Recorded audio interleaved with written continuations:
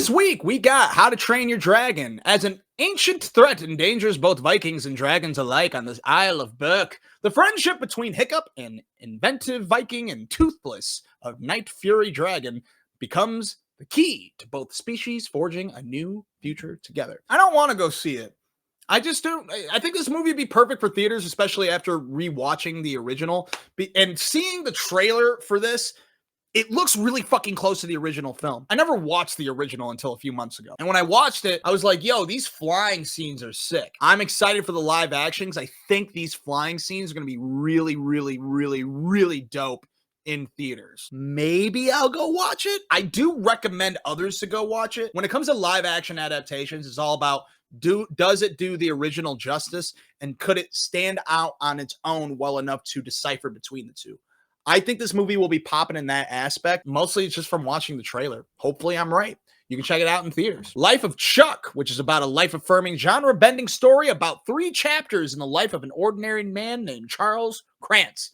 Starring Tom Hiddleston, directed by Mike Flanagan, based on a story by Stephen King. But Mike Flanagan did Gerald's Game, Haunting of Hill House, The Fall of the House of Usher, Hush, which is an excellent film. He's a great director, and he's never done not horror before. He also did the Midnight Mass miniseries on Netflix. Check that out too. I would say an excellent Stephen King adapter as well. I mean, that's how he really got famous. I don't know what this is about, but I do like Stephen King. Stephen King doesn't always write horror. Sometimes he writes something like Stand By Me. So I'm interested to see what this is. I don't know what it is, and I've stayed away from the trailer, but Mike Flanagan is one of my favorite directors, so I'll check it out. He also did Oculus.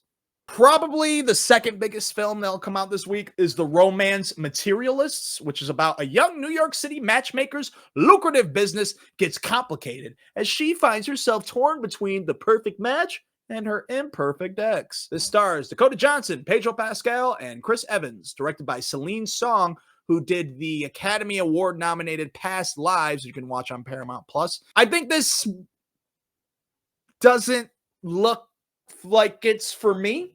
Dakota Johnson, I think, is not terrible. I'm just never really stoked about her films. I watched the trailer for this, and I like all 3. I specifically liked Dakota Johnson in The Lost Daughter, which you can watch on Netflix. I don't recommend it to everybody, but she is very good in that. I know that she can act better than 50 Shades of Grey or Madam Web. This just doesn't look... It looks like a very standard romance. But Celine Song's Past Lives is not a standard romance. It's a very artful film. The trailer for this does not make it look artful besides cinematography. Hopefully I'm wrong and it's a little better than I say. If you go check this out, you let me know how this is so I can let everyone else know next week. Streaming, we got Deep Cover, which is about 3 improv actors who are asked to go undercover by police in London's criminal underworld, starring Bryce Dallas Howard, Orlando Bloom, Nick Mohammed, and Sean Bean. This looks like it could be hilarious, but I will admit I watched the trailer and I'm like, I don't know. But you haven't seen Orlando Bloom in a while, and I really, really dig Bryce Dallas Howard's choices in projects. So I will be checking this out when it drops on Amazon Prime? Yes, Amazon Prime. Echovalley. Kate is dealing with a personal tragedy while owning and training horses in Echovalley, an isolated and picturesque place, when her daughter Claire arrives at her doorstep, frightened, trembling, and covered in someone else's blood. This stars Julianne Moore, Sydney Sweeney, who everyone loves, and Domhnall Gleeson. I watched 20 seconds of the trailer and I was like, maybe. I don't dislike Sydney Sweeney. Don't get me wrong, super hot and actually, honestly, a decent actress. She's okay in Euphoria, but she plays the most annoying character in season 2 that I don't want to. Oh, an Immaculate. Excellent film. Excellent horror film. Never mind. I'm a Sydney Sweeney fan. You can watch that on Hulu right now. Also, that other movie she made on Hulu was pretty good. It was a horror film because Sydney Sweeney's starting to turn me like, oh yeah, you're pretty good. Anyone But You was okay. Reality. That movie was actually pretty good. Nocturne. That's the other horror movie that I thought she was good. So yeah, and she was in Sharp Objects. Okay. Sydney Sweeney's a good actress. So even more of a reason for me to check out this movie. I guess I don't know. I don't know why I'm hating. I think I'm hating because Euphoria gave her more screen time than the bigger chick, whose storyline I was much more interested in. I fucking hated this character's storyline. You know, it's not Sydney Sweeney's fault. So check out echovalley if you want to watch a kind of murder mystery, I guess. It'll be on Apple TV Plus. Television show side of things, Fubar, which stars, I almost called him Sylvester Stallone, Arnold Schwarzenegger as a CIA operative on the verge of retirement, discovers a family secret and is forced to go back into the field for one last job.